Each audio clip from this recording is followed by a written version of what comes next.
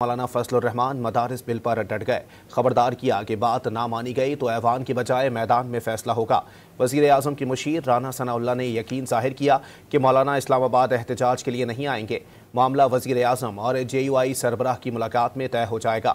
MQM رہنما خالد مقبول صدیقی نے تسلیم کیا کہ مولانا فضل الرحمان کے دلائل کو نظر انداز نہیں کیا جا سکتا۔ مولانا فضل الرحمان مدارس بل پر اپنے موقف سے پیچھے ہٹنے کو تیار نہ ہوئے۔ قومی اسمبلی میں بھی سخت موقف اپنا لیا۔ ایوان میں خطاب کرتے ہوئے بل پر صدر کے اعتراضات کو آئین سے ماورا قرار دے دیا۔ اتفاق رائے پارلیمنٹ کا ہوا ہے۔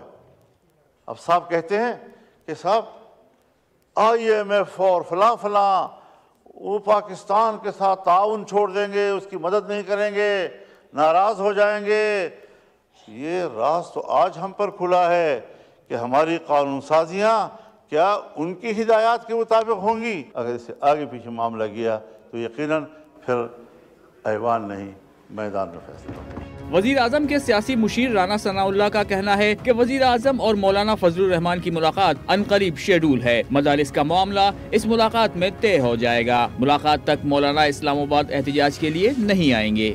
دونوں اطراف تھوڑا سا جو ہے نا وہ ٹرسٹ ڈیفیسٹ ہے، تو میرا خیال ہے کہ جیسے ہی پرائم منسٹر صاحب کی میٹنگ ہوگی مولانا سے تو میرا خیال ہے کہ وہ سیٹل ڈاؤن ہو جائے گا۔ کیا گارنٹی ہے کہ اگر آج مطلب یہ معاملہ طے نہیں پاتا تو وہ اسلام آباد آنے کا اعلان نہ کر دیں؟